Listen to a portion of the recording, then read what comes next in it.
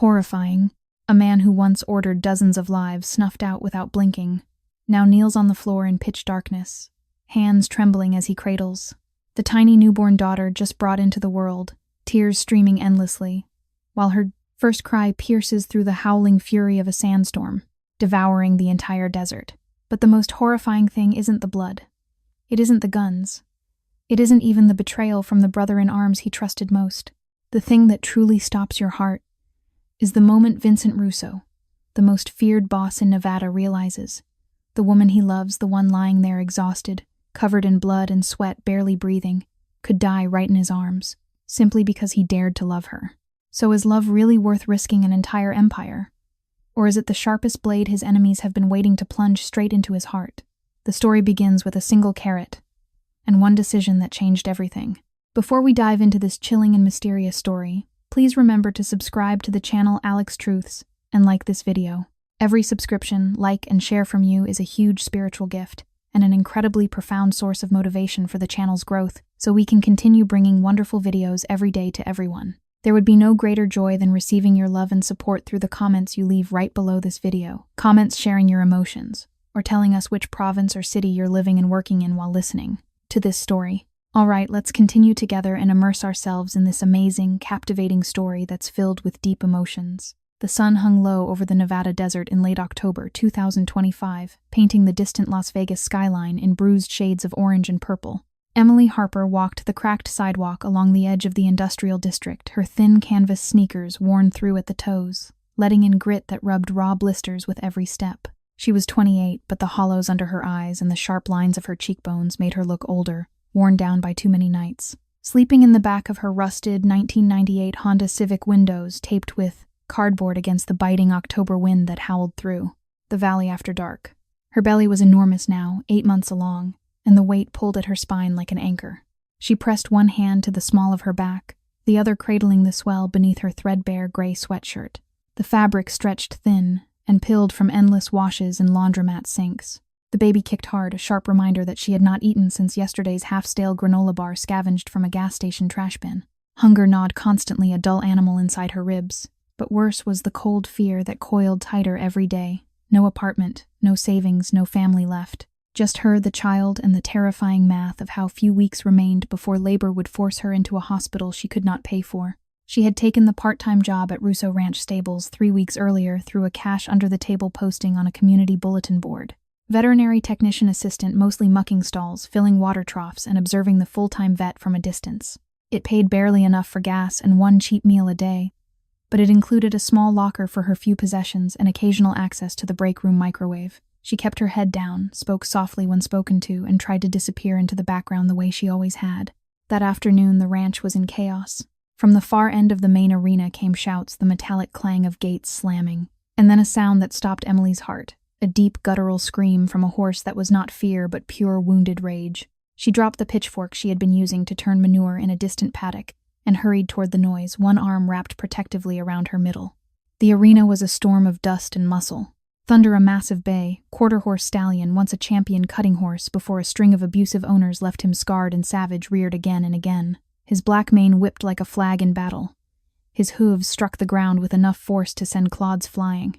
3 security men lay sprawled in the dirt already, one clutching a dislocated shoulder, another with blood streaming from a gash above his eye, the third curled fetal gasping. 15 more guards circled warily, ropes and hand radios crackling with urgent calls for tranquilizers. Emily stood frozen at the fence line 40 feet away. She knew the rule here, the same as everywhere else in her life: do not look, do not ask, do not get involved. But her feet would not move.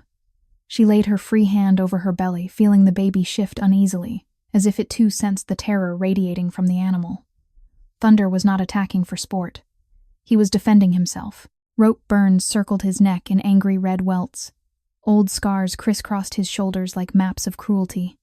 His eyes rolled, white ears pinned, flat breath blasting in hot clouds.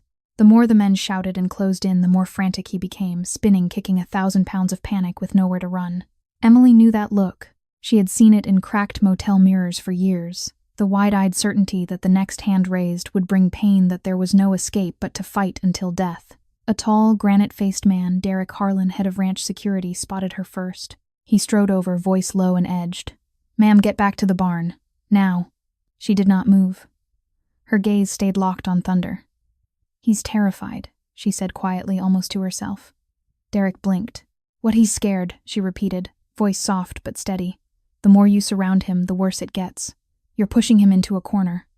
A younger guard, blood trickling down his temple, turned with fury. "That monster nearly killed 3 of us. You volunteering to be number 4, Emily swallowed. Her throat was dry as the desert outside the fence. She was small, not even 5 feet, one thin from months of rationing, every calorie shoulders sharp under the sweatshirt. But something in her refused to turn away. She slipped her hand into the pocket of her apron and closed her fingers around the single carrot she had saved from lunch. It was slightly wilted, nothing special, but it was all she had. Derek stepped closer, threat thickening his tone. "Who are you, Emily Harper? Vet tech assistant? Part-time." Her words came out polite, timid, the way she always spoke to men who carried authority and could end her fragile employment with a word. "Then go back to being part-time. Disappear." She looked past him to Thunder, now standing in the center of the arena, ribs heaving, exhaustion carving lines through the fury. He could not fight forever. Neither could she. Emily walked to the gate. Her hand settled on the cold metal latch. She pushed it open and stepped inside. Shouts erupted instantly. "Stop her! Are you insane?"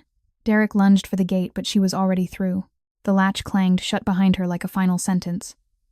Dust hung, suspended in the air. Time slowed. The October sun poured down hot on her shoulders despite the season's edge. Sweat beaded on her forehead within seconds. Her heart slammed against her ribs, thud, thud, thud, like war drums in her ears. The baby kicked hard, protesting. "Mom, don't. Mom, come back." But Emily did not turn. She had chosen survival long ago, when her mother died of untreated pneumonia in a freezing trailer, when her father drank himself into disappearance at 16. When the man who promised love vanished the moment she said pregnant. She had chosen to keep moving through darkness. Today was the same choice. Thunder lifted his head. Dark eyes locked on her, wild, pained, razor alert. Every muscle stood rigid. Emily stopped 15 feet away, close enough to see sweat darkening his coat, far enough to offer no threat. She did not advance. She did not retreat. She simply stood, waiting. Behind the fence, Derek yelled, voice cracking with fear. "Get out before he kills you," she heard him. Heard every shout. But her eyes never left Thunder. Slowly, infinitely slowly, she opened her hand. The carrot rested on her palm, small and orange against skin roughened by work and cold nights. 1 breath, 2, 3. The arena fell silent. Guards froze. Even the wind seemed to pause. Thunder snorted, head tossing. Then one careful step forward. Hoof touched dirt so lightly it barely stirred dust. Emily remained a statue. Arm outstretched, palm open. No demand, just offer. Another step, then another. Distance shrank 15 feet to 10 to 8 to 6. Her arm ached from holding steady. Muscles trembled. The carrot warmed against her skin. Sweat stung her eyes. The baby went quiet, as if holding breath with the world. Thunder drew near enough that Emily could see every detail flared, nostrils drawing her scent, old scars livid against bay hide, pupils blown wide with lingering terror. His muzzle brushed her palm, warm, damp, trembling. Soft lips closed around the carrot. He chewed slowly, a faint crunch in the stillness. Emily waited until he swallowed. Then, moving as if underwater, she lifted her hand to his neck. Skin hot beneath her fingers, soaked with sweat. She stroked gently, avoiding scars, offering only kindness. Thunder exhaled a long, shuddering release. His massive head lowered until it nearly touched the ground. For the first time in 20 minutes of hell, he stood still. Silence blanketed the arena like snow. Guards stared, mouths open. On the elevated terrace overlooking the ranch, Vincent Russo stood motionless. He was 44, fair-skinned, broad-shouldered, in a tailored charcoal shirt, sleeves rolled to reveal corded forearms. Publicly, owner of 6 legitimate Las Vegas casinos and hotels. Privately, the quiet force who kept rival families in check through calculation, not chaos. His gray eyes, cold to most, now fixed on the small woman below, hand on the neck of the horse no one else could touch. Something cracked inside him. A wall he had built since his wife's death 8 years earlier, when a rival's bullet meant for him found her instead. Guilt had calcified into armor, no attachments, no weaknesses. Love killed. Trust betrayed. Yet here was this fragile woman, thin to the point of breaking, 8 months pregnant, destitute enough that her clothes hung like rags, doing what 15 armed men could not, with nothing but patience. With gentleness. His chest tightened. Remorse surged, violent, consuming. For every year he had let coldness define him. For the children upstairs in the main house, Sophie and Luca, who barely knew his touch because he feared tainting them with his world. for the man he might have been if grief had not hardened him into stone. He did not know her name yet, but in that moment, staring down at Emily Harper, Vincent Russo felt the first fierce, unreasoning surge of something he had forbidden himself for 8 long years. Love, not soft, not tentative, a tidal wave, overwhelming, terrifying, absolute. It clawed at the walls inside him, tearing open wounds he thought scarred shut. He wanted to protect her, to shield her from every cold night, every empty stomach, every humiliation life had forced on her. The intensity shocked him, violent conflict between the ruthless man he had become and the desperate need to be something better for her. He turned from the railing. Each step down the stone stairs rang like fate knocking. Guards parted without a word. Vincent stopped at the arena gate. Thunder lifted his head briefly, studied him, then returned to Emily, as if the most powerful man on the property was irrelevant next to her. Vincent felt that odd twist in his chest again. Dismissed by his own horse. For her, he opened the gate, stepped inside. Emily did not turn. She kept stroking Thunder's neck, voice low. "It's okay. You're safe now." Vincent stopped a few feet away. His voice came out rougher than intended. "Who are you?" she answered without looking. "Emily Harper, vet tech assistant. Part-time." "Part-time," he echoed. He had dozens of staff. None had ever registered. This woman had just rewritten everything. "How did you know how to do that?" She turned then. Brown eyes met his gray ones, calm, no fear, no submission. The directness startled him. Few dared look at him that way. Most who did were no longer breathing. "I grew up around horses," she said softly. "They don't answer to force. They answer to feeling safe, or the promise of it." Vincent said nothing. He watched her small, malnourished frame, enormous belly, messy chestnut hair escaping its tie, and felt the conflict rage harder. Guilt for the life he led, remorse for the years he had shut out softness, violent need to pull her close to erase every mark poverty had left on her. He turned and walked out without another word. But at the gate he paused beside Derek. Voice low, meant for one ear only. "Find out everything about her." "Everything." Derek nodded. Vincent glanced back once more. Emily was still with Thunder, completely focused on the horse, as if the most powerful man in Nevada had never appeared. And somehow that made it impossible for Vincent Russo to stop thinking about her. Inside his chest, the walls shuddered. Love had breached them, fierce, consuming, unstoppable.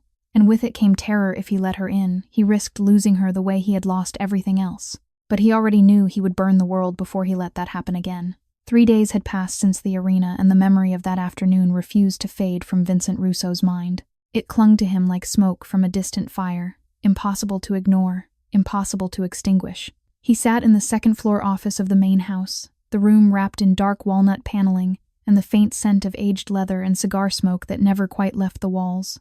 Floor-to-ceiling windows overlooked the ranch, the desert stretching beyond in endless shades of tan and rust under the late October sun of 2025. On his desk lay a thin manila folder Derek had placed there that morning without comment. Vincent opened it slowly. Emily Harper, 28 years old. Born in Reno, Nevada. No criminal record. No outstanding warrants. No living relatives listed. Parents: deceased mother from pneumonia at 42, father from cirrhosis at 51. No siblings. No marriage certificate. The father of the child she carried, unknown, untraceable. Hired 3 weeks ago through a cash-paid temp agency that asked no questions. References none. Bank account balance less than $200 at last report. Address listed as vehicle registration for a 1998 Honda Civic with expired tags. He closed the folder. Laid it flat. Stared at the blank surface as if it might offer answers. She was nobody. A ghost moving through his world, cleaning tack rooms, filling water buckets, vanishing at the end of each shift. Yet she had stepped into the center of chaos with nothing but a carrot and quiet words. And Thunder the horse, he had purchased for $300,000 as a living emblem of control, now followed her like a loyal dog. Every morning since that day she appeared at the stables before dawn. She brushed him, spoke to him in that soft, almost whispered voice, led him in slow circles around the paddock. And Thunder listened. Only to her. Vincent had begun watching from the office window each sunrise, coffee forgotten in his hand, work abandoned on the desk. He told himself it was professional curiosity, ensuring his investment remained calm. But the lie tasted bitter. He watched because he could not look away. Because every time her small hand rested on Thunder's neck, something inside him twisted, sharp, violent, alive. Guilt clawed at him. 8 years since his wife Maria had died in his arms on the marble floor of their old penthouse downtown. Blood spreading beneath her like spilled wine. The bullet had been meant for him. She had stepped in front. He had failed to protect her. Since then he had built walls so high no one could reach him. No one could hurt him again. No one could become another weakness to be exploited. And yet, this woman thin to the point of fragility, clothes hanging loose on bones sharpened by hunger, eyes shadowed from too many nights curled in the backseat of a car with wind whistling through cracked seals, was unraveling him without trying. He felt it happening, a slow tearing burn behind his ribs. Love not gentle, not patient, but fierce and consuming from the very first instant he had seen her stand unafraid in that arena. It terrified him. It enraged him. It made him want to tear the world apart to keep her safe. He rose, walked to the window. Below, Emily was already in the paddock with Thunder. The early light caught the chestnut strands escaping. Her ponytail turned them gold. She moved slowly, careful of her balance, one hand always near her belly as if anchoring herself to the child inside. Vincent's throat tightened. How many nights had she spent cold, hungry, alone? How many times had she whispered apologies to that unborn baby for the life she could not yet provide? He turned away, picked up the phone. Derek. Bring her to the house. The small sitting room off the east wing. Now. He hung up before doubt could stop him. Emily had just finished brushing Thunder's coat when Maggie, one of the older house staff, gray hair pinned neatly, eyes kind but wary, appeared at the stable door. Miss Harper, Mr. Russo would like to see you in the main house. Emily's stomach dropped, the brush stilled in her hand. Thunder nudged her shoulder gently as if sensing the sudden spike of fear. She set the brush down, wiped her palms on her jeans, faded patched at the knees too thin for the morning chill. Did I do something wrong? Maggie's expression softened. No, honey. He just wants to talk. Emily nodded once, followed Maggie across the manicured lawn, past flower beds still blooming defiantly in late October, past the infinity pool that shimmered unused past security men, who nodded respectfully but never smiled. Each step felt heavier. Her sneakers squeaked faintly on the polished stone of the entryway. The air inside smelled of money, clean linen, faint citrus, polish wealth so deep it had its own quiet scent. They reached a small sitting room with cream walls, a wide fireplace, and furniture that probably cost more than she had earned in her entire life. Vincent stood by the window, back to the door, hands clasped behind him. Maggie murmured, "I'll wait outside," and closed the door softly. Emily stood just inside the threshold, hands clasped in front of her, head slightly bowed, the automatic posture of someone who had spent years trying not to be noticed. Vincent turned. His gray eyes met hers. For a long moment neither spoke. Then he gestured to the chair opposite the low table. "Sit." She obeyed slowly. The cushion was so soft it startled her. She perched on the edge, back straight, hands folded in her lap. Vincent remained standing. "You've been coming every morning." "Yes, sir." "Why?" She hesitated. "Thunder. He trusts me. I don't want him to feel alone again." Vincent studied her, the hollows of her cheeks, the faint tremor in her fingers, the way she kept one hand near her belly, even now protective. Something inside him fractured, sharp, painful. Remorse surged so violently he almost stepped back. How dare the world let her reach this point? How dare he live behind these walls while she slept in a car? "You're good with him?" he said quietly. "Better than anyone I've hired." Her eyes flicked up, surprised. "I just try to be patient." Vincent moved closer, stopped a few feet away. "I have an offer." Emily tensed. "Sir, full-time position. Official caretaker for Thunder. Double your current pay. A private guest house near the stables, furnished utilities included your own entrance. No rent." Her breath caught. She stared at him, brown eyes wide with confusion, fear, and something dangerously close to hope. I don't understand." "Why, this isn't charity," he said, though the lie tasted like ash. "Thunder is worth a great deal. He's useless to me if he's unmanageable. You make him manageable. That's value." Emily swallowed. Her voice came out small, polite, trembling. "I don't want pity, Mr. Russo." His jaw tightened. "This isn't pity. It's a job offer." She looked down at her hands, chapped nails bitten short from anxiety. The room spun slightly. Exhaustion, hunger, shock collided inside her. Dizziness washed over her in waves. She gripped the arm of the chair to steady herself. Vincent saw it, saw the way color drained from her face. He crossed the room in 3 strides, knelt in front of her chair, something he had never done for anyone. "Emily." She startled at her name on his lips. Looked up. "You're shaking," he said softly.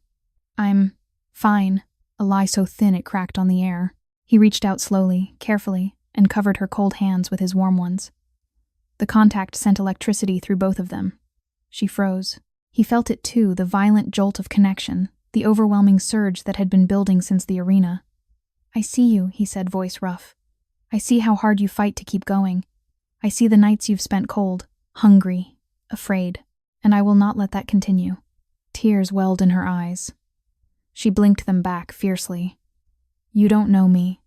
I know enough." Silence stretched thick, trembling. Then she whispered, "Why do you care?"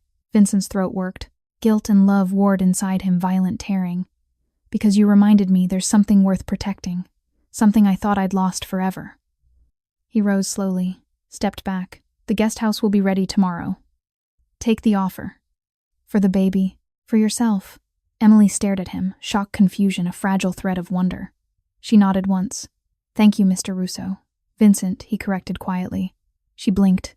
"Vincent." He turned away before the sound of his name on her lips undid him completely. Outside, Derek waited. Vincent's voice was low, steel-edged.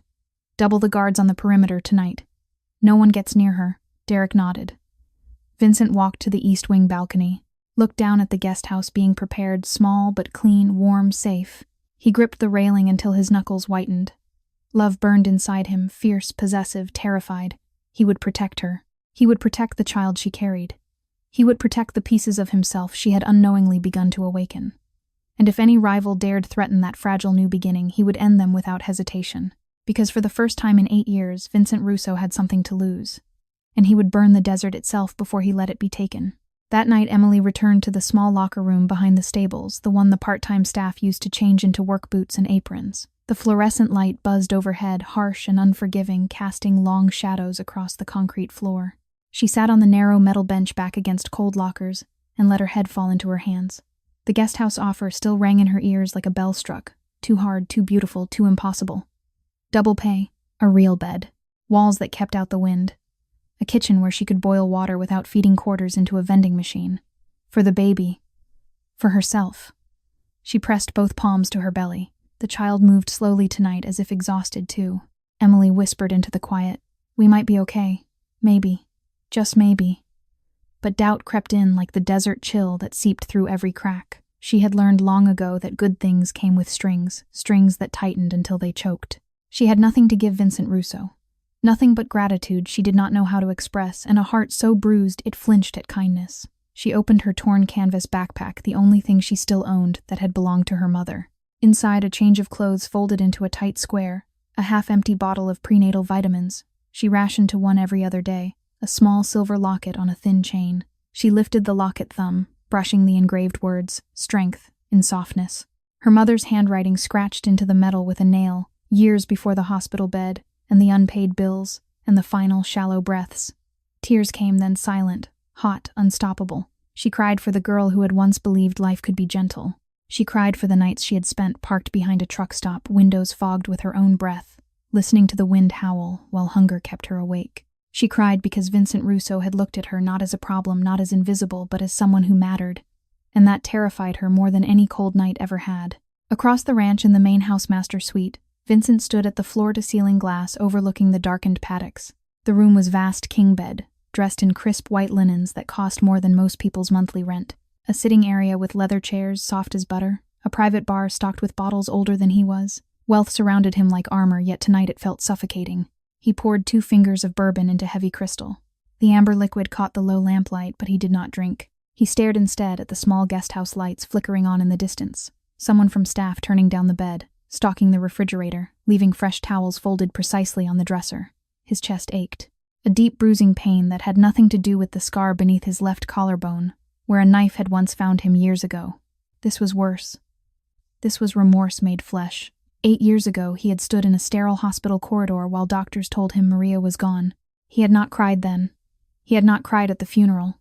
He had simply become colder, sharper, until no one could reach the man beneath the title. He had told himself it was protection. For Sophie. For Luca. For the empire he had built from the ashes of his father's mistakes. But protection had become isolation. His children, 5 and 3, lived in the East Wing with nannies who were kind but not family. They called him Daddy in careful voices, as if afraid too much noise might shatter him. He kissed their foreheads goodnight, read them stories in a low monotone, then retreated to this room to stare at reports and maps of territory lines, while guilt ate him alive. And now Emily Harper had walked into his world with nothing but quiet hands and exhausted eyes, and the walls he had spent 8 years fortifying were cracking. He loved her. The realization struck again, fierce, burning, absolute. Not a gentle affection, not something he could reason away. It was a wildfire in his blood, consuming every careful distance he had built. He wanted to wrap her in warmth, feed her until the hollows in her cheeks filled out, hold her until the fear left her eyes, protect the child she carried as if it were his own. The violence of that want shocked him. He gripped the glass so hard the crystal creaked. Guilt surged, gnawing, relentless. How dare he feel this? How dare he reach for someone so fragile when his world was built on threats and shadows? Rivals watched him constantly. The Moretti family had never forgiven the casino deal he had forced through 2 years earlier. They waited for weakness. And Emily was weakness incarnate, small, pregnant, destitute, trusting. He drained the bourbon in one swallow. The burn did nothing to quiet the storm inside. The next morning, Emily arrived at the stables before first light. The sky was still bruised, purple air sharp with October cold.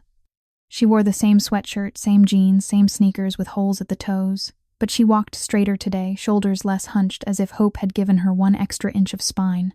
Thunder greeted her with a low nicker, pressing his broad forehead into her chest the moment she entered his stall. She laughed softly, the first real laugh in months, and stroked his neck. "You're spoiled already," she murmured. "1 carrot and you think the world owes you affection." She did not hear the footsteps until they were close. Vincent stood in the open stall door, hands in the pockets of his dark overcoat collar turned up against the chill. He looked different in the half-light, less untouchable, more human. Shadows carved hollows under his eyes. He had not slept. Emily straightened quickly. "Mr. Russo, Vincent. I didn't expect. I wanted to see him settle," he said. A half-truth. She nodded, uncertain. "He's calmer every day." Vincent stepped inside. Thunder lifted his head, studied him briefly, then returned to Emily as if granting permission. They stood in silence for a long moment. Hay-scented air, soft breathing of the horse between them. The quiet felt sacred. Vincent spoke first, voice low. "The guest house is ready. You can move in tonight." Emily's throat tightened. Thank you. I don't know what to say." "You don't have to say anything." She looked at him, then really looked. Saw the tension in his jaw, the faint lines of exhaustion around his eyes, the way his hands flexed as if fighting to stay still. "You're not used to this," she said softly. "Helping someone like me." Vincent's gaze darkened. "Someone like you, poor," she answered simply. No self-pity. Just fact. Invisible. The kind of person people step around. He flinched visibly. Remorse hit him like a fist. "You're not invisible. Not to you," she whispered. "And that scares me." Vincent took 1 step closer. "Why? Because good things don't last. Not for people like me." The words hung between them, raw, honest, heartbreaking. Vincent felt something tear inside him. Violent, irreparable. Love roared louder, drowning out caution. He wanted to pull her against him, to shield her from every memory of cold nights and empty stomachs. Instead, he reached out slowly, slow enough she could pull away, and brushed a stray strand of hair from her cheek. His fingers lingered, warm against cold skin. Emily froze, breath caught. Her heart hammered so hard she felt dizzy. No one had touched her with gentleness in years. The contact burned sweet, terrifying. Vincent's voice dropped to a rough murmur.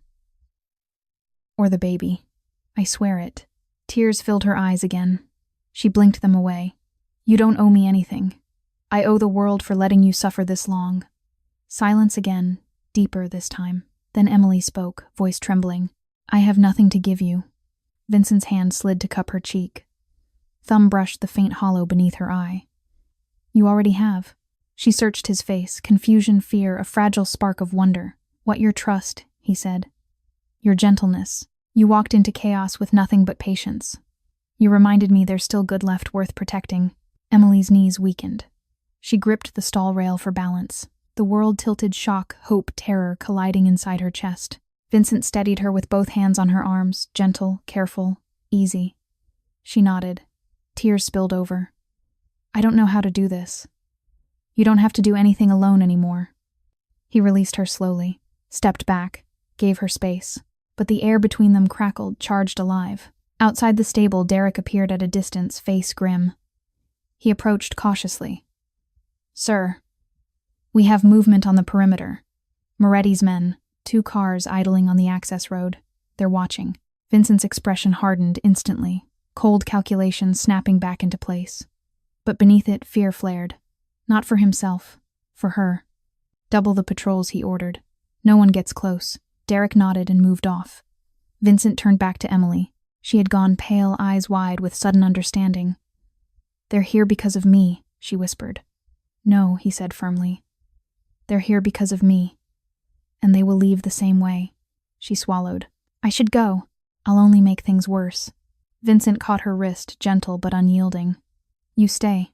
You're safe here. Her pulse raced beneath his fingers.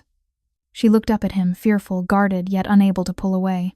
Vincent felt the violent conflict rage harder. Protector versus predator, love versus legacy. He would not lose her. Not to rivals. Not to doubt. Not to the past. He released her wrist. Move into the guest house tonight. I'll have someone help you pack. Emily nodded slowly. Okay. As she turned to finish with Thunder, Vincent lingered a moment longer, watching her small, careful movements, the way she spoke softly to the horse, as if it were the only thing keeping her steady. Love burned brighter, fierce, consuming, terrifying, and with it came a vow carved into bone. No one would touch her. No one would take her. He would destroy anything that tried, even if destroying it meant facing the monster he had become. Because for Emily Harper, Vincent Russo would finally choose something softer than power, and that choice was already tearing him apart. 2 weeks had passed since Emily moved into the guest house, and the world felt both impossibly larger and terrifyingly fragile. The small structure sat tucked against the western edge of the ranch, separated from the main house by a gravel path lined with low desert sage that released a faint, clean scent when brushed against. It was modest by Vincent's standards: 2 bedrooms, a compact kitchen with granite counters and stainless appliances, a bathroom with heated floors and a deep soaking tub. But to Emily, it was a palace. The bed had real pillows, not the thin foam roll she had used in the car. The refrigerator hummed steadily, stocked with fresh fruit, milk, eggs, bread, things she had not bought for herself in months. Hot water came without coins. The thermostat never dipped below 70 degrees at night. Every morning she woke before dawn, wrapped herself in the soft robe left folded on the chair, another small, overwhelming gift, and walked the short path to the stables. Thunder greeted her with the same low nicker, pressing his forehead to her chest as if checking she was still real. She brushed him slowly, spoke to him in murmurs, led him in gentle circles under the paling sky. The routine anchored her. It was the only thing that felt familiar in this sudden tide of safety, yet safety itself unnerved her. She caught herself pausing in doorways, hand on the frame, waiting for someone to tell her it had all been a mistake. That the keys would be taken back. That the refrigerator would be emptied. That Vincent would wake one morning and remember she was nobody, just another stray who had wandered too close. The children changed everything. Sophie and Luca appeared one afternoon like small ghosts at the edge of the paddock. Sophie, 5 years old, dark curls framing a serious face, held her little brother's hand tightly. Luca, 3, clutched, a stuffed bear missing one eye. They stood silent, watching Emily lead Thunder in slow loops. Emily noticed them immediately. She stopped, crouched carefully, mindful of her balance, and offered a small smile. Hello, she said softly. Are you looking for someone? Sophie studied her with Vincent's gray eyes. Daddy said you're nice to horses. Emily's heart squeezed. I try to be. Luca peeked from behind his sister. Horsebite, no, Emily answered gently. Thunder's gentle when he feels safe. Sophie took one step forward. Can we watch? Emily glanced toward the main house, half expecting security to appear and usher them away. No one came. Of course, she said. They stayed for an hour. Sophie asked careful questions. Why does he flick his ears like that? Does he like carrots better than apples? Luca mostly watched wide-eyed, clutching his bear. When Emily offered each a small piece of apple from her pocket, Sophie accepted politely. Luca took his with both hands and whispered, "Thank you," so quietly it broke something inside her. After they left, Emily sat on the paddock fence, rail legs dangling, and cried without sound. Not from sadness. From the sudden violent ache of wanting more for her own child, for these two who carried shadows too heavy for small bodies, for the family she had never known. Vincent watched from the balcony. He had seen them slip out, had almost sent a nanny to retrieve them. Instead, he stood frozen, gripping the railing as Emily crouched to their level as she smiled, as she shared what little she had. Something primal tore through him, remorse so sharp it stole his breath. He had kept his children at arm's length for years, afraid his world would stain them, afraid love would make them targets. And here was this woman, malnourished, exhausted, carrying nothing but gentleness, drawing them in without effort. Love for her surged again, fierce, burning, possessive. It warred with guilt until he felt physically ill. How dare he want her when he had failed Maria? How dare he reach for this fragile light when darkness still clung to him? That evening he found her in the small kitchen of the guest house, standing at the counter slicing an apple with careful prees. Strokes. She wore one of the oversized flannel shirts the staff had left, sleeves rolled back hem brushing her thighs. Her hair was loose, chestnut waves falling over her shoulders. She looked up when he knocked softly on the open doorframe. "Vincent." Her voice was soft, surprised, a little breathless. "May I come in?" She nodded quickly. "Of course." He stepped inside. The space felt smaller with him in it, his presence filling corners the way wealth and power always did. Yet he moved carefully, as if afraid of breaking something. Emily set the knife down, wiped her hands on a dish towel. "Would you like coffee? Or tea? There's chamomile." "No, thank you." He hesitated. "I saw the children with you today." Her cheeks flushed. "I hope I didn't overstep. They just appeared. I didn't want to send them away." "You didn't." His voice was rough. "They don't go to many people." Emily looked down at her hands. "They're sweet, quiet, like they're waiting for permission to be children." Vincent's throat closed. He crossed the room in 2 strides, stopped just short of touching her. "You gave them that permission without asking." She lifted her gaze.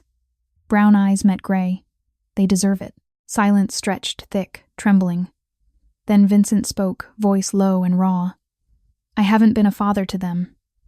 Not really. Not since Maria." Emily's breath caught. She had heard the name in whispers from staff, Vincent's late wife, gone too soon, taken in violence meant for him. "I'm sorry," she whispered. He shook his head. "Don't be. It was my fault." The confession hung between them, bare bleeding. Emily reached out hesitant, trembling, and laid her hand on his forearm. It wasn't.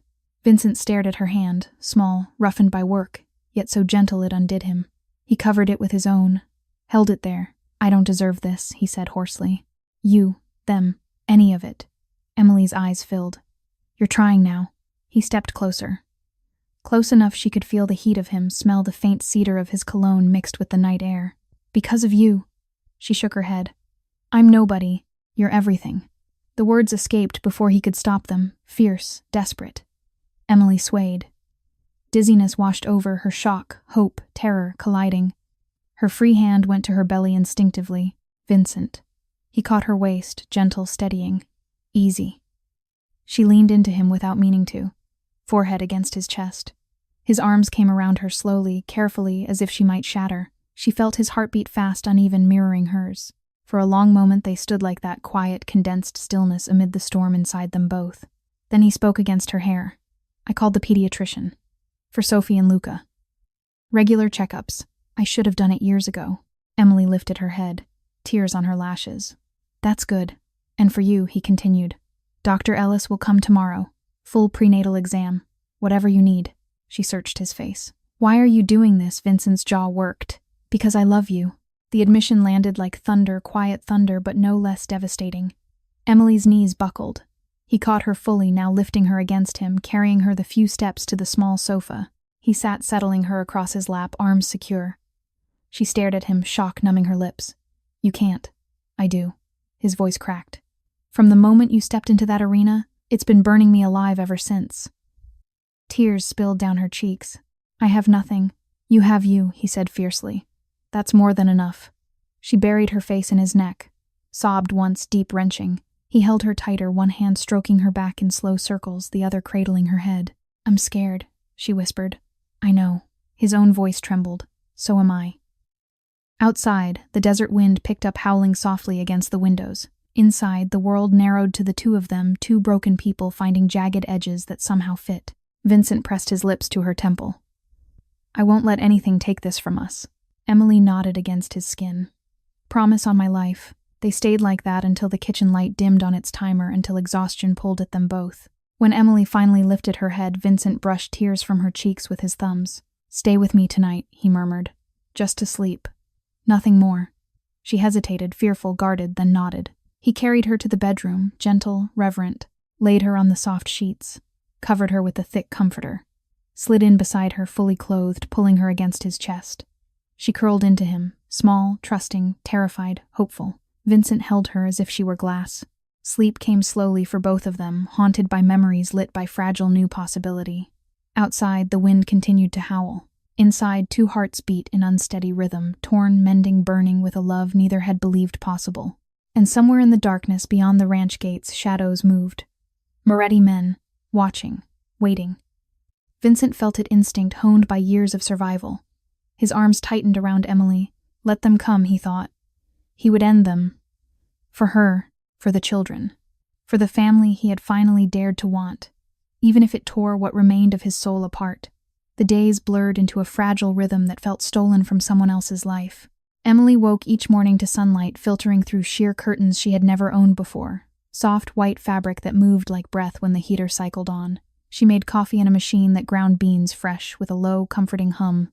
She ate breakfast at a small table by the window, oatmeal, with cinnamon-sliced banana, a glass of milk that tasted impossibly rich after months of powdered packets mixed with tap water.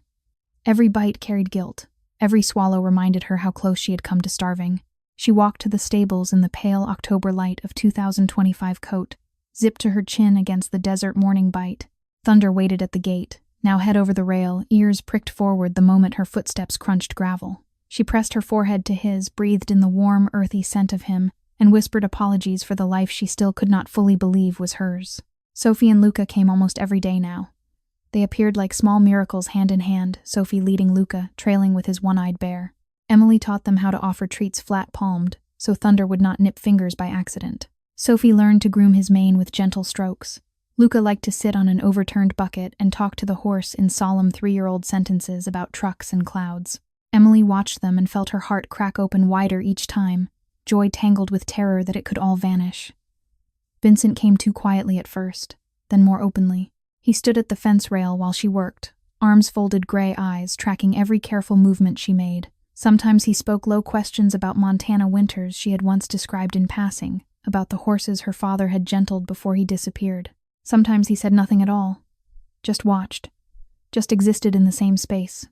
The nights were harder. They slept in her guest house bed now, his arms around her from behind her back to his chest, his hand resting protectively over the swell of her belly.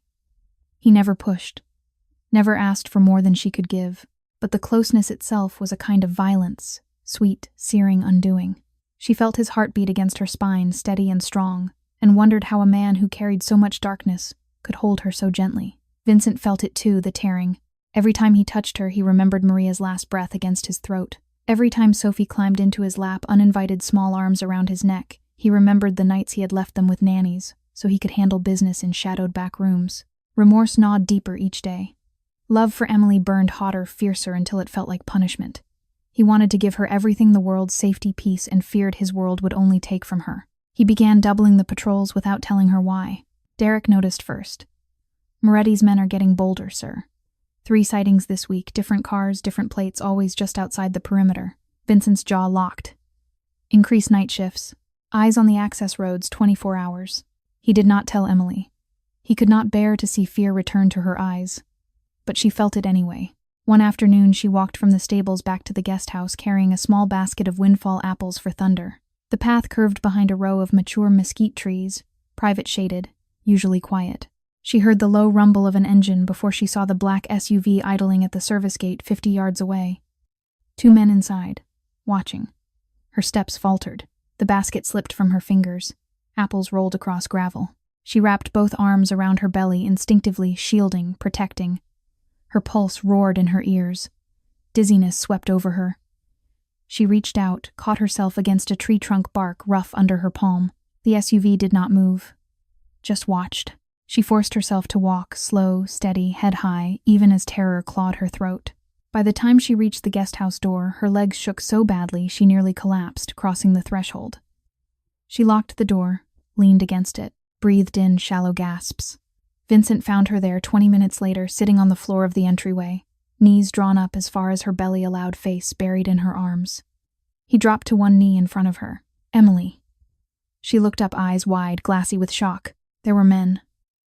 At the gate, watching, his expression went stone cold. Inside, fury and terror collided, violent numbing. He cupped her face with both hands. "Did they approach you?" "No, just watched." He pulled her against him, fierce, protective. "You're safe. I swear it." She clung to his shirt. "They know I'm here. They know I care," he said quietly. "That's all." Emily pulled back just enough to search his face. "Because of me, you're in danger." Vincent's throat worked. "No. Because of me you are. Tears spilled over. I should leave. He framed her face again, thumbs brushing wet cheeks. Never. The word came out raw, almost a growl. She stared at him, confused, fearful, aching. Vincent. He kissed her, then slow, deep, desperate. Not asking, claiming, pouring every shred of torment and love into the press of his mouth against hers.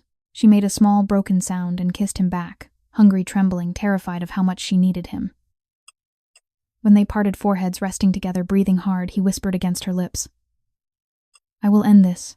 Tonight. She nodded, small, trusting, heartbroken. That night, Vincent left the ranch in a black armored SUV, Derek driving 4 men in the back. They drove into the city past neon-lit casinos and shadowed side streets to a quiet industrial lot on the edge of North Las Vegas. A single floodlight burned overhead. A dark sedan waited. Bennett Moretti stepped out, silver hair gleaming, suit immaculate. His son Vince stood behind him, arms folded, smirk in place. Vincent emerged alone. No weapon visible. No need. Bennett spoke first, voice smooth, mocking. Russo, you're keeping interesting company these days. A pregnant housekeeper. How sentimental. Vincent stopped 10 feet away. You sent men to watch her. Bennett shrugged. Curiosity. Curiosity ends tonight. The older man smiled, thin, dangerous. You've gone soft. Your father would be ashamed. Vincent's eyes never left Bennett's. My father is dead. I'm not. Silence stretched cold, electric. Then Vincent stepped closer. Voice low, lethal. Touch her. Touch my children. Touch anything that belongs to me, and I erase the Moretti name from Nevada. Not a threat. A fact. Bennett studied him, saw the ice, the fire, the absolute certainty. For the first time in decades, he felt something close to unease. Vince the son laughed once sharp. Big words for a man who's suddenly playing house. Vincent did not look at him. Your father knows better. Bennett lifted a hand, silencing his son. We'll consider this a courtesy call. Vincent nodded once, turned, walked back to the SUV. Behind him, Bennett watched the taillights disappear into the night. Inside the vehicle, Vincent sat rigid, hands clenched on his knees. Derek glanced in the rearview. Sir, get me home. The drive back felt endless. When he stepped into the guest house, Emily was waiting curled on the sofa under a blanket, eyes red from crying. She rose the moment she saw him. He crossed the room in 3 strides, pulled her into his arms. They won't come near you again, he said against her hair. She clung to him. What did you do? What I had to. Emily pulled back, searched his face, saw the exhaustion, the guilt, the love. She cupped his cheek. You don't have to protect me by breaking yourself. Vincent closed his eyes briefly, painfully. I already am broken. You're the only thing keeping the pieces together. She rose on her toes, kissed him softly, slowly, pouring every ounce of gratitude and fear and fragile hope into it. He kissed her back, deeper, hungrier, trembling with the violence of what he felt. They sank to the sofa together, her in his lap, his arms locked around her, foreheads pressed together. I love you, he whispered, voice cracking. More than anything. Emily's tears fell onto his collar. I love you too. The words landed like absolution. Outside, the desert wind howled, cold, relentless.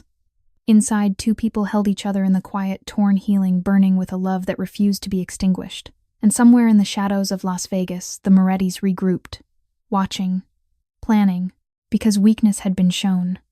And weakness in their world was blood in the water. Vincent felt it deep in his bones. He tightened his hold on Emily. Let them come. He would be ready. For her, for them, for the family he would kill to keep. The afternoon light slanted golden through the kitchen windows of the main house, turning dust motes into tiny sparks. Emily moved carefully along the marble countertop, slicing fresh apples from the fruit bowl that never seemed to empty. The knife felt heavy in her hand, not from weight, but from the surreal luxury of it all, crisp red skins giving way under the blade juice pooling sweet on the cutting board. She was making snacks for Sophie and Luca, small wedges arranged on a plate with peanut butter for dipping. Simple things, kind things. Things she had never been able to afford consistently for herself. Her belly pressed against the counter edge, a constant grounding reminder. 8.5 months now. The baby kicked steadily, as if sensing her quiet joy. She smiled down at the swell, soft private and whispered, Soon, little one. Soon we'll meet them properly. Footsteps echoed in the hallway beyond. Small ones, Sophie and Luca, right on time. Emily turned plate in hand, heart lifting at the sight of them rounding the corner. Sophie in her favorite blue dress, Luca, trailing with his bear tucked under one arm. But then voices, not the children's. 2 men stepped into the corridor ahead of Sophie and Luca, blocking the path from the kitchen wing. They wore maintenance uniforms, dark blue shirts, khaki pants, but Emily had never seen them before. Not in 3 weeks of careful observation, not among the staff who nodded politely, or the guards who watched from shadows. The first was tall, broad, with a jagged scar twisting from his temple to his jawline. The second was shorter, solid eyes flat and emotionless as river stones. Emily froze. The plate slipped from her fingers, smashed on the tile floor, apples scattering like broken promises. Sophie gasped. Luca whimpered, clutching his sister's hand tighter. "Are you Emily Harper?" the scarred man asked, voice low and gravel rough. She took one step back, arm wrapped instinctively around her belly. "Who are you?" The second man smiled, cold curling. "Friends of people who know Vincent Russo cares about you." Emily's blood turned to ice. Horror clawed up her throat. "I'm just the stable hand. I don't know anything about." The scarred man laughed dry, mocking. "Stable hands don't get private houses. Don't get the boss himself sleeping over. Don't make a man like Russo threaten wars over them." They advanced, slow, deliberate. Emily backed up until her spine hit the cold refrigerator door. No way out. The hallway behind her led only to pantries and service doors. The children stood trapped between her and the men. Sophie's eyes went wide with fear. Luca began to cry soft, hiccuping sobs. "You're coming with us," the second man said flatly, quietly. "No one gets hurt." Emily's vision tunneled dizziness crashing over her like a wave. Numbness spread through her limbs. Her knees threatened to buckle. Pain lanced her side, not labor, just terror twisting her body. But the baby kicked hard, fierce, alive, and something inside her ignited. She would not let them touch her child. Would not let them frighten Sophie and Luca. "Run," she screamed at the children, voice raw, desperate. "Back to the house now." Sophie grabbed Luca's hand, pulled him toward the side door. But the scarred man lunged, grabbed for Emily's arm. She acted on instinct, snatched the fallen knife from the floor blade, slick with apple juice, and swung wildly. Not to kill. To warn.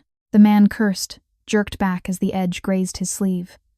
She screamed again, louder, piercing, echoing through the marble halls like an alarm. The second man moved faster, fist connecting with her shoulder, shoving her against the counter. Pain exploded down her arm. She gasped, vision spotting black. But she did not fall. She swung again, clumsy, terrified knife, clattering away as he caught her wrist, twisted hard. Agony shot through her, sharp, blinding. She cried out, knees buckling this time. Fell to the tile, cold, hard, curling protectively around her belly. The men loomed above her. The scarred one reached down, running footsteps thundered from the main hall. "Stop," Derek's voice cracking with rage. He burst into the corridor with 3 guards behind him, guns drawn but low faces carved from fury. The intruders exchanged a glance, panic flickering. They turned to run. Derek was faster. He tackled the scarred man, drove him face first into the wall with a thud that echoed. The other 2 guards swarmed the second intruder, wrenching arms back, knees to the ground, cuffs clicking into place. Emily stayed curled on the floor, shaking uncontrollably, breaths coming in ragged gasps. Her shoulder throbbed, her wrist burned. But the baby moved, kicked again, as if saying, "We're here. We're okay." Derek dropped beside her, face pale with worry. "Miss Harper, Emily, are you hurt?" The baby, she nodded weakly, voice trembling. "I think we're okay." The children. "Safe," he assured. They ran straight to the nanny. "They're upstairs." Relief crashed over her, numbing, dizzying. She tried to sit up. The world spun. Derek steadied her shoulder gently, then more footsteps. Faster. Heavier. Vincent appeared at the corridor's end, face ashen, eyes wild with something primal unhinged. He shoved past a guard without a word, dropped to his knees beside her, heedless of the shattered plate and scattered fruit. "Emily." His voice broke raw, terrified. Hands hovered over her, shaking, afraid to touch, afraid not to. "Are you okay? The baby god. Tell me you're okay." She looked up into those gray eyes, storm-tossed, pleading, and felt her own tears spill. "We're okay." Vincent exhaled a shuddering release. But his gaze dropped to her swelling wrist, the bruise blooming on her shoulder. Something shattered in him, fury rising like bile remorse, choking him. He had failed. Again. Just like Maria. Just like every time he let his world bleed into innocence. "Who did this?" he asked, voice ice now lethal. Derek cleared his throat. "Moretti's men, sir. We have them restrained." Vincent rose slowly, predatory grace masking the storm inside. He approached the cuffed intruders, stopped before them. The scarred man glared defiance. The other averted his eyes. Vincent crouched eye level. "You touched her." The scarred man spat blood onto the tile. "Your little maid. She's nothing." Vincent's hand shot out, grabbed the man's collar, pulled him close. "She's everything," he whispered, deadly soft. "And you just signed your own end." He released him. Stood. To Derek, "Take them to the holding room. I'll deal with them later." Guards hauled the men away, the scarred one cursing until a sharp elbow silenced him. Vincent returned to Emily, knelt again. This time his hands did touch, gentle, reverent, helping her to sit, then stand. She swayed. He caught her fully, arm around her waist, her weight against his chest. "You're coming to the main house," he said, voice low, unyielding. "The room next to mine." "Now." Emily opened her mouth, protest forming, but met his eyes. Saw the fear there, the love, the torment twisting him inside out. She nodded weakly. "Okay." He carried her, effortless, protective, through the halls, past wide-eyed staff, up the grand staircase to a guest suite larger than her old apartment back in Reno. King bed piled with pillows, wide windows overlooking the ranch, private bathroom gleaming with marble and gold fixtures. He set her on the bed's edge, knelt to remove her shoes, hands lingering on her ankles. "Dr. Ellis is coming. Now, Vincent." Her voice cracked. "The children saw. They're safe. With the nanny. I'll talk to them later." His voice softened. "You fought for them. For our baby." Tears welled again. "I was so scared." He rose, sat beside her, pulled her into his arms. She buried her face in his shirt, sobbed quietly while he rocked her hand, stroking her hair. "I failed you," he whispered, voice breaking. "I promised protection, and they got through." Emily lifted her head. "You couldn't know." His jaw clenched, remorse, violent self-loathing. "I should have." She cupped his face, thumbs brushing the faint stubble. "You're here now." Vincent closed his eyes, leaned into her touch. Love surged, overwhelming, burning, mingled with guilt until he could barely breathe. He kissed her forehead, her cheeks, her lips soft, desperate, pouring apology into every press. When Dr. Ellis arrived, an older woman with kind eyes and a black medical bag, she examined Emily thoroughly, wrist wrapped in a soft brace, shoulder iced, belly checked with a portable Doppler. "Heartbeat strong," she assured. "No contractions, but rest, no stress." Vincent stood outside the door, pacing like a caged animal every second, an eternity of torment.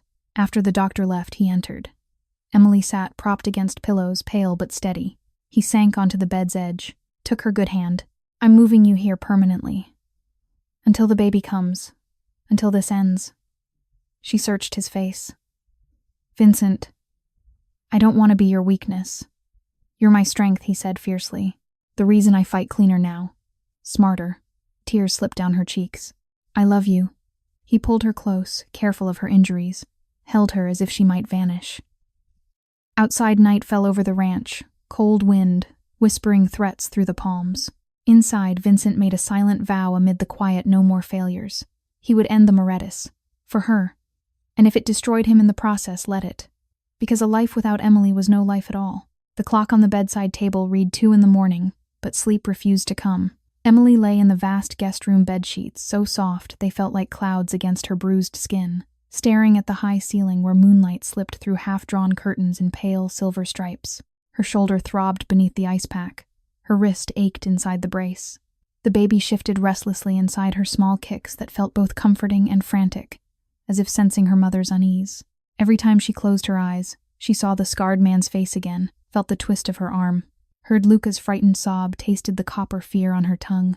She sat up slowly, careful wincing, and draped the thick robe around her shoulders. The room was warm, the air scented faintly with lavender from the diffuser on the dresser. But inside her chest, cold wind still howled, the same wind that had whistled through cracked car windows for so many months. She needed water, air, anything to quiet the storm in her mind. She padded barefoot down the hallway, carpet plush and silent under her feet, past closed doors where Sophie and Luca slept under watchful nannies. The main house at this hour felt like another world, grand staircase curving into shadow, crystal chandelier, catching stray moonlight in faint prisms, walls lined with paintings worth more than she could imagine earning in 10 lifetimes. Wealth pressed against her from every side, quiet, immense, indifferent, and she felt smaller with every step. The kitchen light was already on, low golden, spilling into the hall like an invitation. Vincent sat at the small breakfast table by the window, back to her shoulders, hunched beneath a dark t-shirt. A half-empty glass of water stood untouched in front of him. His hands were clasped so tightly, the knuckles showed white. He had not changed since the attack, still wore the same clothes, sleeves rolled to the elbows, faint streak of dust on one cuff, from where he had knelt on the tile beside her. He did not turn when she entered. But he knew. Emily hesitated in the doorway, robe clutched closed at her throat. I couldn't sleep. Vincent's head lifted slightly. Neither could I. She crossed the cool tile floor, each step careful, as if the ground might give way, and sat in the chair across from him. Moonlight painted half his face silver, the other half lost in shadow. His eyes, gray, exhausted, met hers. For a long moment neither spoke. The silence felt heavy but not uncomfortable, two people carrying too much, finding a small pocket of stillness together. Emily broke it first, voice soft, timid, the way she always spoke when fear made her small. I keep seeing their faces. Hearing Luca cry, I thought they would take the children too. Vincent's jaw tightened, muscle jumping beneath the skin. They won't get near them again. Or you. She looked down at her braced wrist, purple, blooming beneath the edge of the wrap. I was so scared I couldn't breathe. I thought, if they hurt the baby. Her voice cracked. Tears welled hot, sudden. I've failed at everything else. I can't fail her too.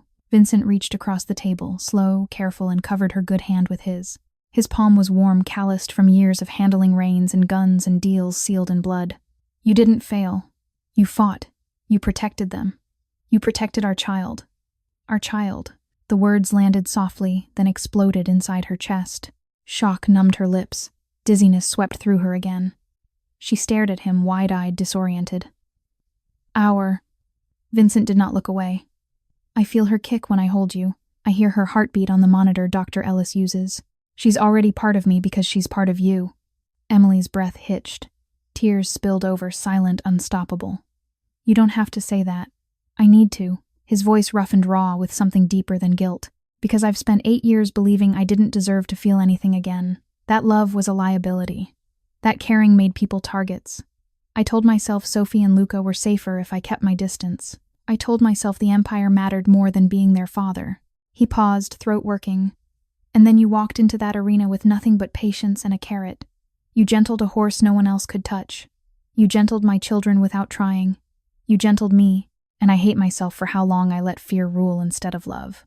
Emily's free hand rose, trembling to touch his cheek. Vincent. He caught her wrist, gently turned his face into her palm, kissed the center of it, soft, reverent. I'm terrified, he confessed, voice barely above a whisper. Terrified of losing you the way I lost Maria. Terrified my world will swallow you whole. Terrified I'm not good enough for you or the baby or Sophie and Luca. But more than that, I'm terrified of a life where I don't have you in it. Emily's heart cracked open, painful, beautiful. She rose, slow, unsteady, and moved around the table. Vincent pushed his chair back. She sank into his lap without hesitation, curling against his chest. His arms came around her, tight, protective, shaking slightly. She pressed her forehead to the hollow of his throat. I've never had anyone want me like this. Not ever. I've spent so long being nothing to anyone that I don't know how to believe I could be everything to you. Vincent's hand slid into her hair, fingers threading through chestnut strands. You already are. Quiet, settled again, condensed, sacred. Moonlight pooled on the table between empty glasses. Outside, the desert wind sighed against the windows, cold reminder of nights she had endured alone. Emily spoke into his shirt, voice muffled, small. What am I most afraid of? Vincent waited, patient, listening. That I'll wake up and this will be gone, she whispered. That you'll see how broken I am, how thin, how tired, how worthless, and you'll realize you made a mistake. That the baby will come and I won't know how to keep her safe.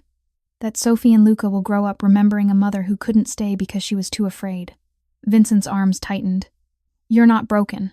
You're the strongest person I've ever known, and I'm not going anywhere. She lifted her head, eyes searching his. Are you afraid of me? A faint, broken smile touched his lips. Every day. Afraid you'll see the blood on my hands. Afraid you'll see the man who let his wife die. Afraid you'll leave because I'm not worth the risk. Emily cupped his face, both hands now, thumbs brushing the faint lines at his eyes. I see you. All of you. And I'm still here. Vincent closed his eyes briefly, painfully. When he opened them again, tears glistened on his lashes, rare, unguarded. No one's ever said that to me. Maybe no one's ever dared. She echoed his words from weeks earlier. He leaned forward, forehead to hers. Stay, he murmured. Just a little longer. Emily nodded, small, certain. They sat like that, wrapped in each other, until the first gray light of false dawn crept across the kitchen floor. No grand declarations. No promises carved in stone. Just two wounded people finding shelter in shared silence.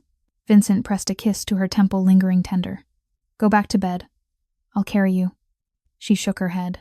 Stay with me, just hold me until morning. He rose, lifted her effortlessly, cradling her against his chest as if she weighed nothing, carried her back through shadowed halls to the guest room, laid her gently on the bed, slid in beside her, still clothed, still careful. She curled into him, head on his shoulder, hand resting over his heart. His arm came around her palm, flat against her lower back, feeling the baby shift between them. Sleep, he whispered against her hair. Emily closed her eyes, tears drying on her cheeks. For the first time in years, the cold wind outside did not reach her. Vincent stayed awake, watching her breathe, feeling the small movements of their child, listening to the steady rhythm of her heart against his. Love burned brighter, fierce, consuming healing. And with it came a quiet vow, whatever came next, Moretti or memory or midnight, he would face it. For her. For them. Even if it tore what remained of him to pieces. Because in this moment, in the stillness before dawn, Vincent Russo finally understood that gentleness was not weakness. It was the only strength that mattered.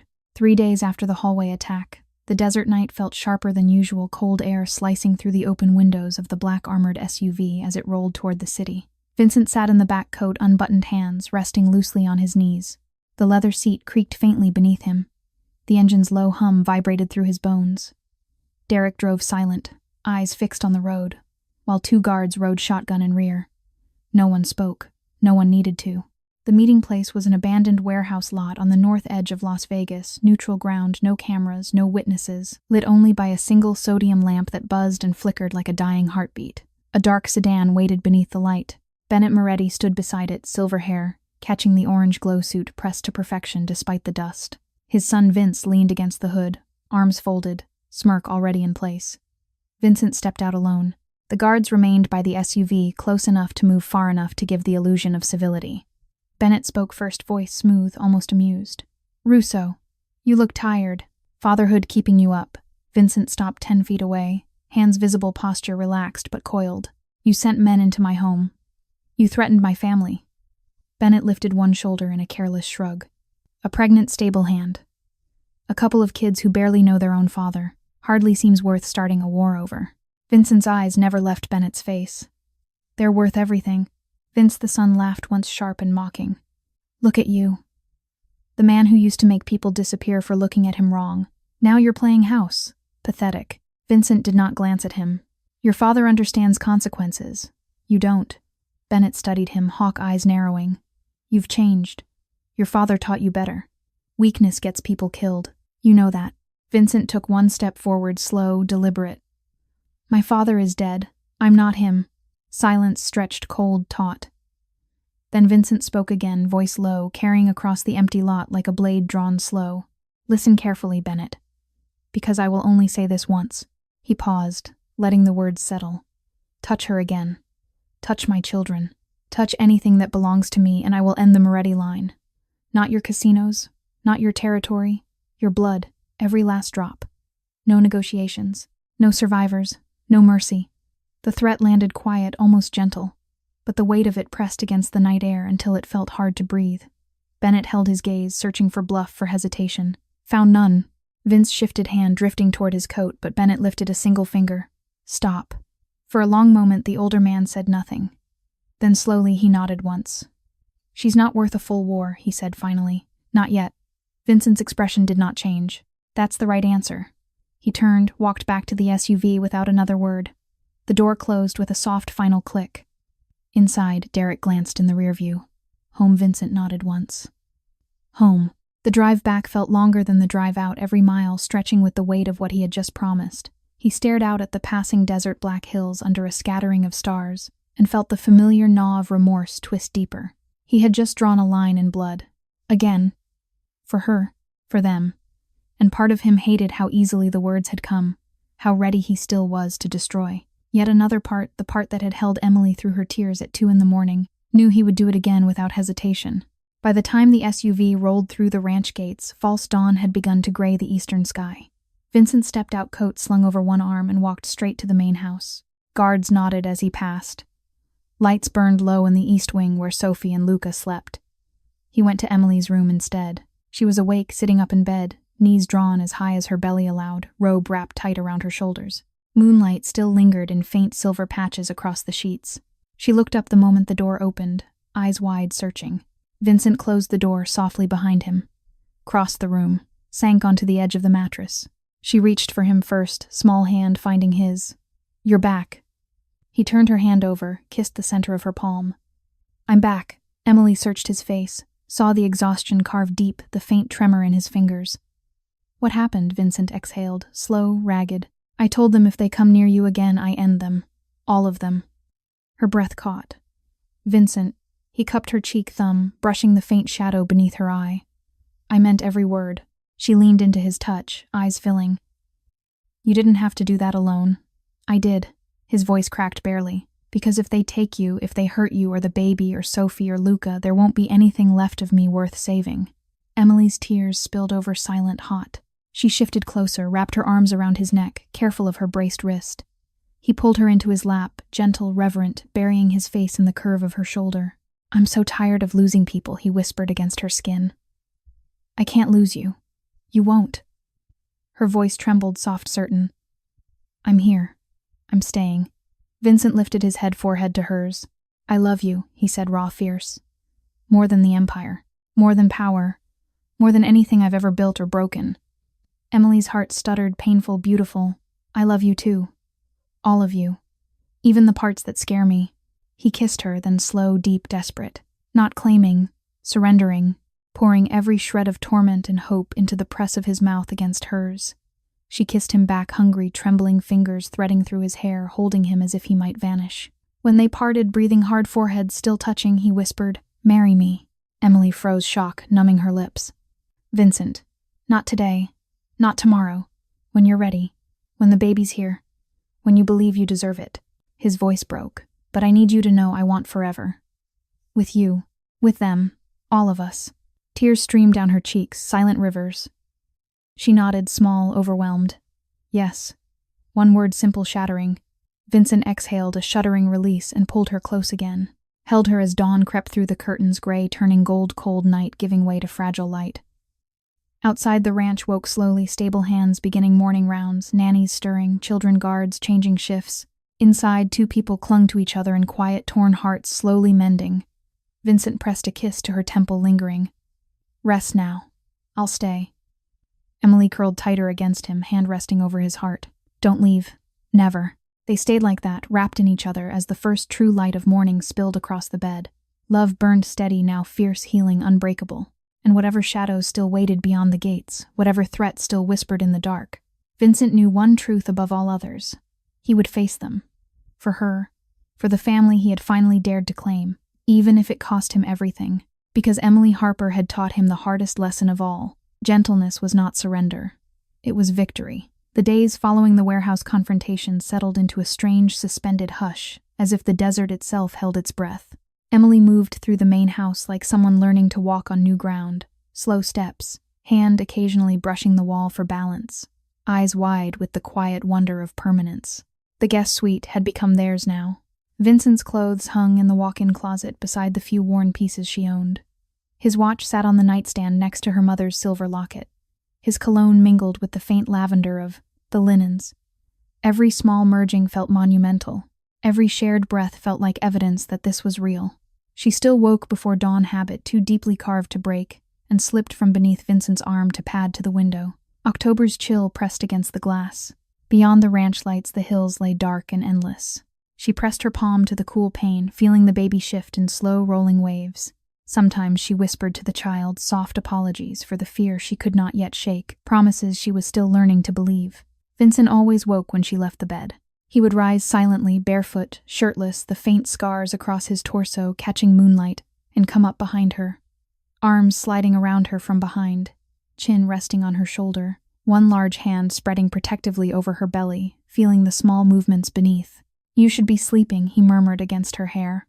"So should you." He pressed a kiss to the curve of her neck, slow, lingering.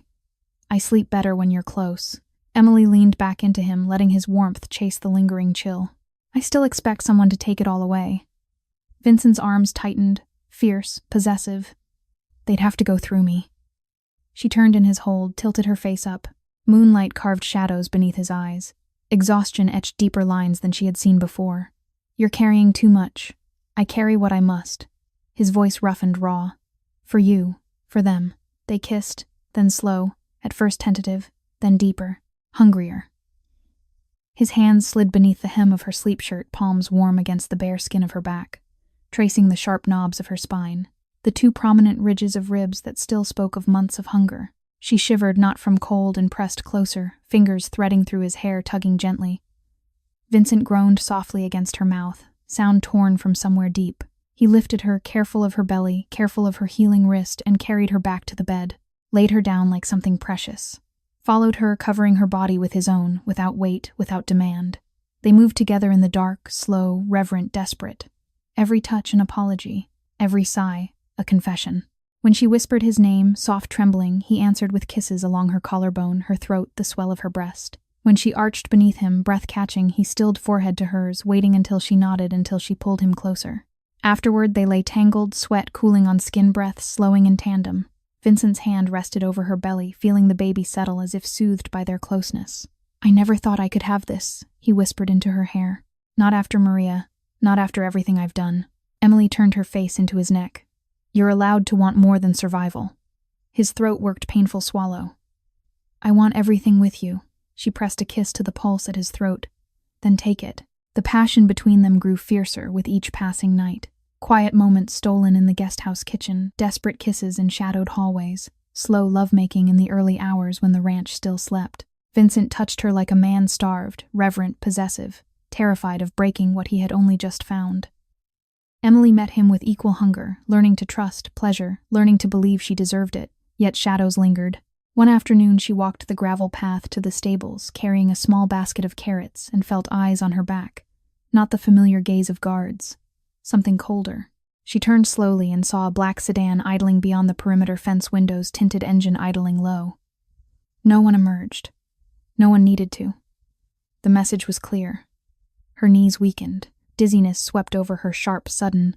She gripped the fence, rail knuckles white, fighting the urge to run. The baby kicked hard, protest or reassurance, she could not tell. She forced herself to walk head-high, steps measured, until she reached the stable door. Inside, she sank onto a hay bale, shaking breaths shallow. Thunder nudged her shoulder, gentle, concerned. She wrapped her arms around his neck and cried, quiet, wrenching sobs that tasted of old fear. Vincent found her there 20 minutes later, face streaked with tears, shoulders heaving.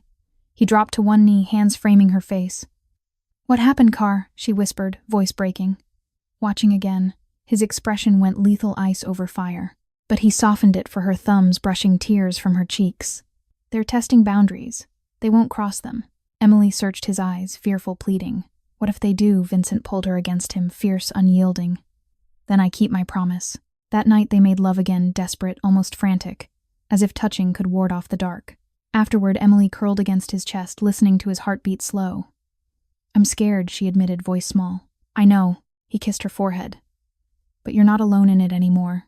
The next morning, Vincent left early, brief kiss to her temple promise to return before noon. He drove into the city alone, Derek trailing at a distance in a second vehicle. The confrontation came on a quiet side street near the strip, neutral territory, no cameras. A black SUV blocked the road ahead. 4 Moretti men stepped out, hands visible, no weapons drawn. Vincent stopped his car, stepped out. The lead man, tall, scarred across one cheek, spoke first. "Boss wants another talk." Vincent's smile was thin, dangerous. "Tell Bennett the answer hasn't changed." The man shifted, uneasy. "He says the girl makes you weak. Says you'll fold if we push." Vincent stepped closer, slow, deliberate. "Tell him to push. See what happens." Silence stretched, tense, electric. The scarred man swallowed. "We're not here to fight." "Then leave." The man hesitated, then nodded once. The Moretti crew retreated SUV, reversing, disappearing into traffic. Vincent stood in the empty street chest, heaving fury and fear warring inside him. He had just dared them again, and part of him hoped they would try, because ending them would mean ending the threat to her. He drove back to the ranch, heart pounding, hands tight on the wheel. Emily waited on the guest house porch, wrapped in a thick blanket, eyes searching the road. The moment she saw him, she rose steps quick, despite her size. Vincent caught her halfway, pulled her into his arms, kissed her hard, desperate, right there in the open where anyone could see. They backed off, he said against her mouth. "For now." She clung to him, tears on her lashes. "You went alone, I had to." "Don't do that again," she whispered, voice breaking. "Don't leave me wondering if you're coming back." Vincent cupped her face, forehead to hers. "I will always come back to you." They stood there wrapped in each other as the sun climbed higher, burning away the last of the night's chill. Inside the house, Sophie and Luca played in the sunroom, laughter drifting through open windows. Outside, the desert stretched endless, beautiful, merciless. And somewhere in the city, the Morettis waited. Watching. Planning. Because love had made Vincent vulnerable, and vulnerability in their world was still blood in the water. But Vincent no longer cared. He had found something worth burning for, and he would let the whole desert catch fire before he let them take her from him. The ranch felt different after the warehouse meeting, quieter but not peaceful. The quiet was the kind that comes before a storm gathers strength over distant mountains. Emily noticed it in small ways, the way guards lingered longer at fence lines, the way Vincent's hand sometimes tightened around hers without reason, the way his eyes scanned every shadow, as if expecting it to move. She tried to hold on to the fragile new normal. Mornings with thunder in the paddock. Afternoons reading picture books to Sophie and Luca in the sunroom, soft voices, small hands turning pages, laughter that felt like sunlight breaking through clouds. Nights wrapped in Vincent's arms, his heartbeat steady against her back, his hand resting over their unborn child as if guarding two hearts at once. Yet fear lingered beneath every surface, like the cold wind that still found its way through cracks, no matter how well sealed the windows. It came to a head on a moonless Thursday night in late October 2025. The power failed without warning. One moment the house glowed softly, lamps in hallways, nightlights in the children's rooms, the low hum of appliances. The next blackness. Absolute. Silent except for the sudden absence of sound. Emily sat up in bed, heart slamming against her ribs. Vincent was already moving silent fluid, pulling on boots, reaching for the drawer where he kept his handgun. "Stay here," he whispered, voice low, calm, lethal. "Lock the door behind me." She nodded, throat too tight for words. He kissed her forehead, quick, fierce, then slipped out. The moment the door clicked shut, terror rushed in. She rose, robe pulled tight, bare feet cold on hardwood. Listened. Nothing. No generator kicking on. No footsteps in the hall. Just darkness pressing against her skin like damp cloth. Then voices. Low. From downstairs. Not guards. Not staff. She froze, breath shallow. The baby kicked hard, sharp protest. Emily pressed a hand to her belly, whispering, "Shh, it's okay, it's okay." But it wasn't. Footsteps now heavy, deliberate, coming up the main staircase. 2 sets, then 3. Her pulse roared in her ears. Dizziness swept over her vision, spotting black at the edges. She backed toward the bathroom's small, defensible door, half open. Her braced wrist throbbed. Her shoulder ached with remembered pain. The bedroom door opened slowly. A figure stepped in, silhouetted against faint moonlight from the hallway window. Not Vincent. Frank Moretti, Vincent's longtime consigliere. The man who had stood beside him at Maria's funeral. The man who had helped raise Sophie and Luca when Vincent could not bear to look at them without seeing his wife's ghost. Gray hair, kind eyes that had always seemed sad. A man Emily had trusted because Vincent trusted him. Frank held a pistol low, not raised. Behind him, 2 strangers in dark jackets. Moretti men. "Emily," Frank said, voice soft, almost regretful. "Don't scream. No one's going to hurt you." Her knees buckled. She caught herself on the dresser, numbness spreading through her limbs. Why, Frank stepped closer, slow. "Because Vincent's gone soft. Because he's going to lose everything he built if he keeps putting you first. Because someone has to save the family from him." Emily shook her head, tears spilling hot down her cheeks. "He loves them. He loves Sophie and Luca." Frank's face twisted, pain flickering. He loved Maria too, and she died for it. "I won't let that happen to his children." Horror clawed up her throat, violent, suffocating. "You're taking us," Frank nodded once. "Just you. The children stay. They'll be safer without him dragging them into his war." She backed into the bathroom doorway, hand gripping the frame. "No." Frank sighed, almost gentle. "Come quietly. It's easier." One of the strangers moved fast, reaching for her arm. Emily screamed, raw, piercing, echoing through the dark house. The man grabbed her, good wrist yanked. Pain shot through her shoulder, white hot. She stumbled, fell hard against the door jamb, vision blurring. The baby kicked frantically, panic mirroring her own. Then gunshot. Not loud. Suppressed. Sharp crack. The man holding her jerked, released, crumpled. Vincent stood in the bedroom doorway, silhouette black against faint hall light, pistol steady in both hands. Frank spun, gun rising. Vincent fired again once. Clean. Frank staggered, hand pressing his chest, eyes wide with shock, betrayal, sorrow. He looked at Vincent not with hate, with grief.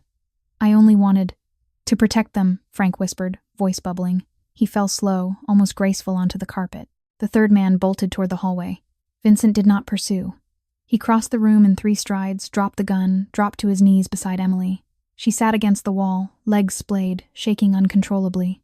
Tears streamed down her face, silent now. Shock numbed everything except the frantic kicking inside her. Vincent gathered her into his arms, careful trembling. I've got you. I've got you. She clung to him, fingers digging into his shirt. Frank.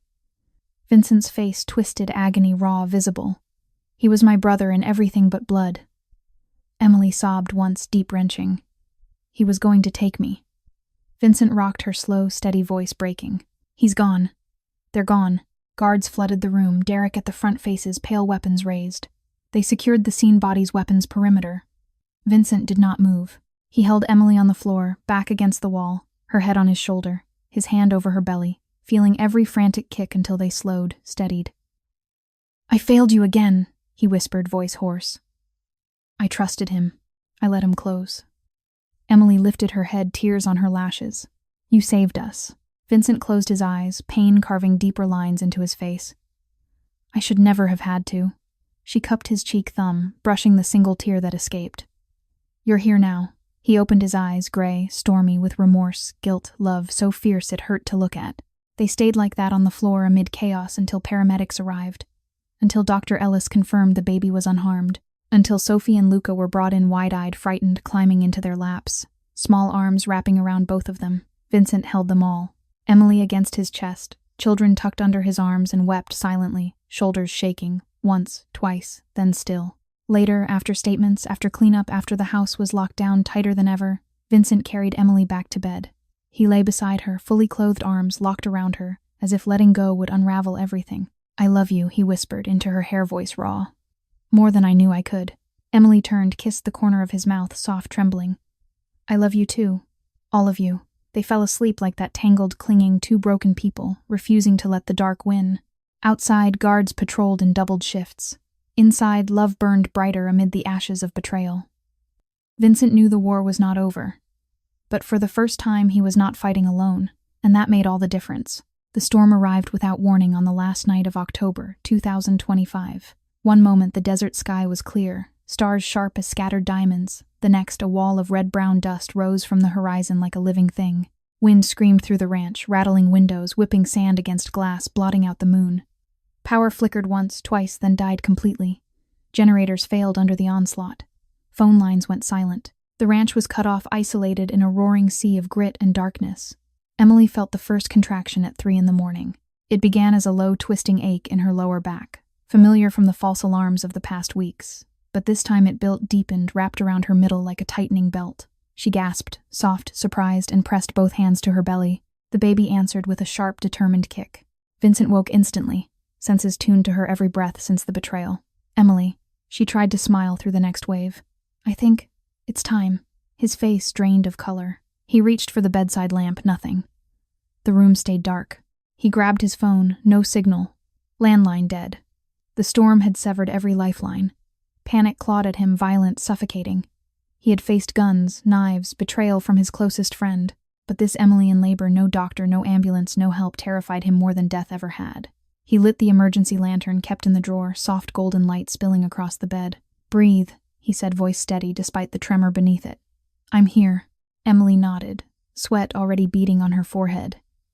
It's coming fast. Vincent helped her sit up, propped pillows behind her back, then ran to the bathroom, returned with clean towels, a bowl of warm water from the still hot tap scissors, sterilized in boiling water minutes earlier. He knelt between her legs, hands shaking as he helped her shift into a more comfortable position. I don't know what I'm doing, he confessed, voice raw. I've never. You'll know, she whispered, reaching for his hand. You always know when it matters. Another contraction stronger. She cried out, soft, controlled, gripping his fingers until her knuckles whitened. Vincent talked her through it, low, steady words of love, encouragement, promises, while inside him remorse and terror warred in violent silence. He had built an empire. He had ended threats. Yet here, most important moment of his life, he was powerless except for the strength of his hands and the depth of his heart. Minutes blurred into hours, or perhaps only felt that way. The storm raged outside, wind howling like something alive, while inside the room, time narrowed to breath to push to the rhythm of Emily's courage. When the head crowned, Vincent's breath stopped. I see her, he whispered, voice cracking. Dark hair. She's coming. Emily bore down tears, streaming exhausted, determined, radiant in her effort. One final push, long trembling, and the baby slid free into Vincent's waiting hands. A girl. Small. Perfect. Crying immediately strong, indignant wails that cut through the storm noise like sunlight. Vincent stared, tears falling freely now, cutting tracks down his cheeks. He lifted her carefully, cord still attached, laid her on Emily's chest. Skin to skin, heart to heart. She's here, he choked. Our daughter. Emily sobbed, joy, relief, disbelief, arms wrapping around the tiny, slippery body. She's beautiful. Vincent cut the cord with shaking hands, scissors steady only because love demanded it. He wrapped the baby in a clean towel, gentle, reverent, then climbed onto the bed beside them. Pulled both into his arms. Emily against his chest, daughter cradled between them. The storm still raged outside, dust battering windows, but inside the room there was only quiet. Condensed, sacred, 3 heartbeats finding rhythm together. Vincent kissed Emily's temple, lingering. You did it, he whispered. You brought her into the world. Emily looked up at him, exhausted, glowing. We did. He pressed his forehead to hers, tears mingling. I was so afraid I'd lose you both. You didn't. She touched his cheek. You saved us. Again. Vincent closed his eyes, remorse surging one last time, then released. I spent years believing love made me weak, that caring cost too much. But you showed me it's the only thing that makes any of this worth having. Emily smiled through tears. Love doesn't see skin color. Love doesn't count money in bank accounts. Love sees heart. And yours? Yours is so big it scares me sometimes. Vincent laughed, soft, broken sound. Then let it scare us both. Together. They stayed like that, wrapped around their daughter until the storm began to quiet, until first gray light seeped through the curtains, until Sophie and Luca, awake early, sensing something, tiptoed in with the nanny eyes wide. Vincent lifted them onto the bed. One under each arm, introduced their new sister. Small hands touched tiny fingers. Laughter, soft wondering, filled the room. Later, after the storm passed, after help finally reached the ranch, after doctors confirmed mother and baby were healthy, Vincent carried Emily to the window. The desert lay calm again, red dunes, smoothed by wind, sky clear blue. He wrapped his arms around her from behind, chin on her shoulder, daughter asleep against her chest. I want to give you the world, he murmured. Emily turned in his hold, looked up at him. You already have. She placed his hand over their daughter's back, then over her own heart. This, she whispered. This is the world I always needed. Vincent kissed her slow, deep, full of every promise he had ever been afraid to make. Outside, Thunder stood at the paddock fence, head lifted, ears pricked as if sensing the new life inside. Inside family. Whole, healed, loved. And in that golden morning light, Vincent Russo finally understood the deepest truth. Knowledge is powerful. Knowledge is freeing. Knowledge opens doors. Knowledge heals old wounds. Knowledge lets us choose gentleness over cruelty. This story offers a beautiful lesson. A lesson about trust. A lesson about forgiveness. A lesson about second chances. A lesson about the strength found in quiet kindness. A lesson that true education comes not from books or power, but from opening the heart. We wish everyone watching this video good health, a joyful life, and daily peace. If this story moved you, if it reminded you of love that sees past skin color, past wealth and poverty, past every wall we build, please subscribe to the YouTube channel Alex Truths so you never miss the next heartfelt journey we share together. Hit that like button if it touched something deep inside you, and share it with someone who needs to feel this kind of hope today. How does this story make you feel? Does it connect to moments in your own real life? Times when love surprised you, when kindness changed everything, when you learned that compassion outweighs any empire? Share your thoughts in the comments below. We read every single one, and your words matter. They remind us why we keep telling these stories, to listen to the emotions living deep within your hearts. Thank you for being here. Goodbye for now, and we promise to see you again in the next video. Disclaimer. All stories on this channel are fictional and created solely for entertainment purposes. Any resemblance to real people, events, or places is purely coincidental.